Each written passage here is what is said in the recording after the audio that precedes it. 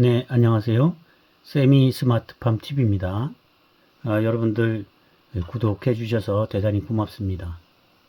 오늘서부터 몇 회에 거쳐서 여러분들에게 유기질 비료에 대한 내용을 설명드릴까 합니다.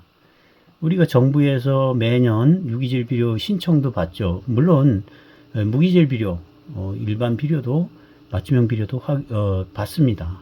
같이 이렇게 받게 되죠. 뭐 11월 한 중순 이후부터 이렇게 받게 되는데, 근데 여러분들이 이제 읍면동에 가서 신청을 하게 되는데, 우리가 유기질 비료하면 유기질 뭔지를 몰라요.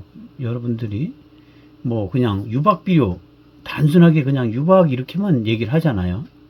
그러면 이제 담당 공무원이 이게 무슨 비료가 있고 무슨 비료가 있고 이렇게 어느 그 비료를 말씀하시는 겁니까? 이렇게 되물을 수도 있습니다.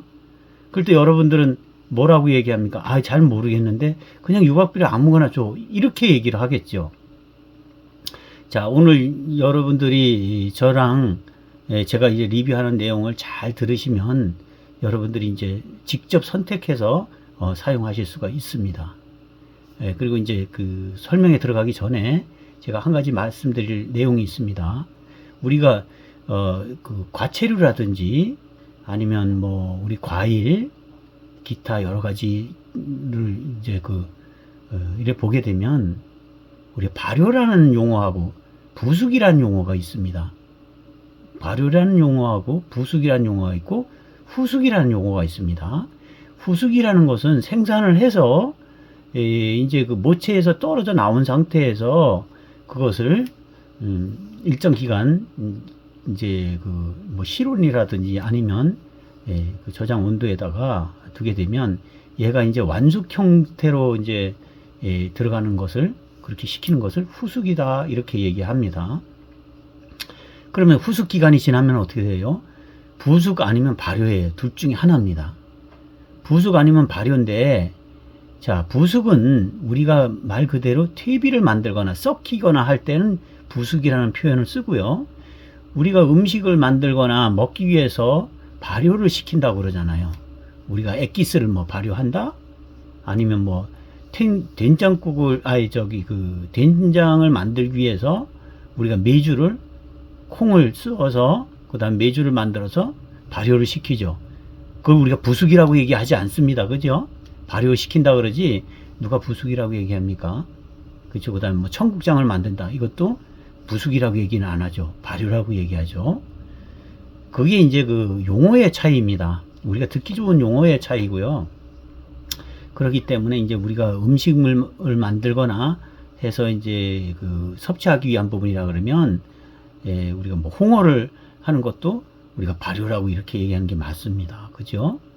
그렇게 해서 이제 음식물을 해서 우리 먹기 위한 것을 얘기한다 그러면 발효라는 용어를 쓰는 거고요. 그 다음에 우리가 퇴비를 만든다고 할 때는 우리가 발효라는 용어를 쓰는 게 아니라 우리가 부숙이라는 용어를 쓰게 됩니다. 부숙이라는 것은 썩힌다는 의미예요. 발효라는 의미는 이제 내용은 같지만 좋은 의미로 이제 그 발효라는 의미고, 우리가 퇴비를 만드는 과정에서 썩히는 의미가 이제 큽니다. 그래서 부숙, 썩는다는 의미예요. 그걸 이제 먼저 설명을 드리고 제가 내용으로 들어가도록 하겠습니다. 자, 우리 비료로 하면은요, 우리가 농작물은 우리가 관리해 줘야 되죠. 물도 잘 주고 그 가뭄 해가 안 나타나도록 해줘야 되고, 그 다음에 햇빛 관리 같은 것도 이제 전지전정을 해서 관리해 줘야 되고, 그 다음에 나머지 양분에 대한 부분을 우리가 직접 관리해 줘야 됩니다.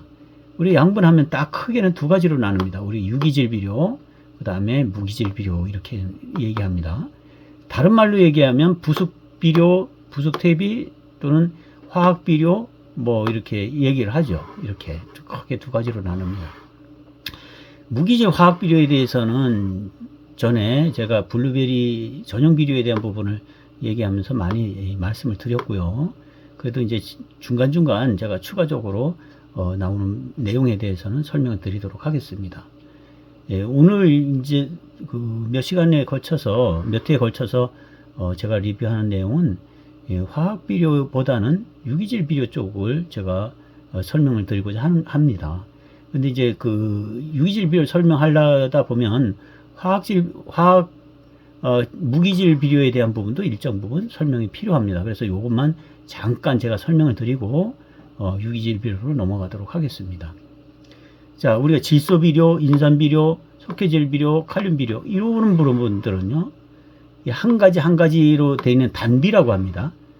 일종의 비료라는 얘기죠. 질소질 비료 단비, 인산질 비료 단비, 석회질 비료 단비, 칼륨질 비료 단비, 딱딱 한 가지 성분을 가지고 만드는 비료를 가지고 단비, 단일 비료 이렇게 얘기합니다.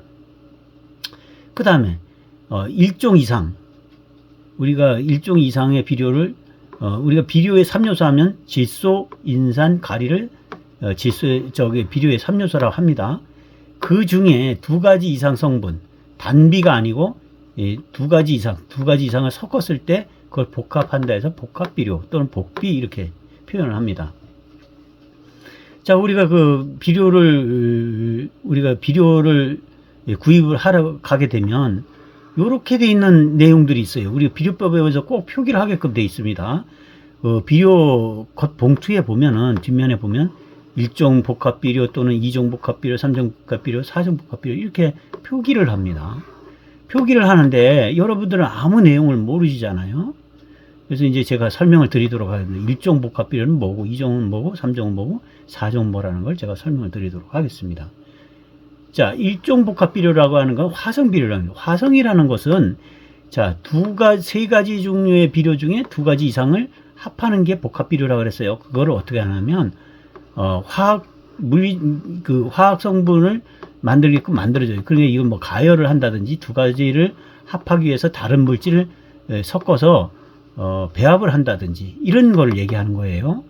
요런 단비를 갖다가 2가지를 묶어서 해서 이제 만드는 거예요. 그러면 여기는 다른 화학 물질들이 들어가요. 2가지 성분을 묶기 위해서는 다른 화학 물질이 들어갑니다.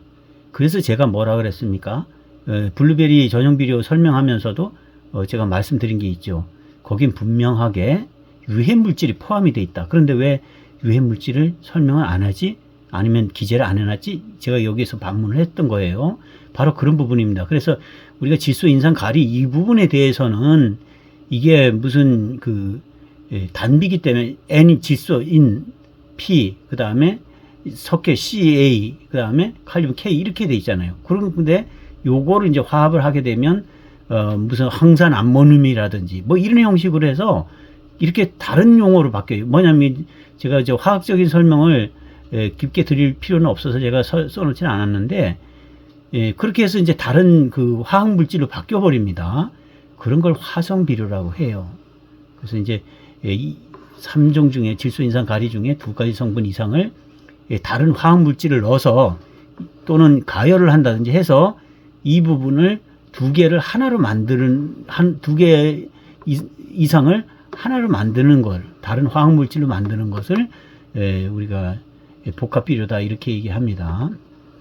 그래서 이런 부분들이 이제 토양에 들어간다든지 아니면 물과 화합할 때 거기서 이제 서서히 녹아내리면서 아니면 분해가 되면서 우리 식물의 뿌리에서 흡수를 하게 되죠. 비료 성분을 흡수하게 됩니다. 그래서 요게 이제 일종이라 그러면 완전한 화학 비료라고 보시면 돼요. 질소, 인산, 가리 중에 어느 성분들을 2개를 합하는데 그냥은 합해지질 않죠. 2개가 합해지지 않기 때문에 다른 화학 성분을 거기다 넣어서 2개가 결합하도록 만들어서 만든 게 바로 화성 비료다 이런 얘기입니다.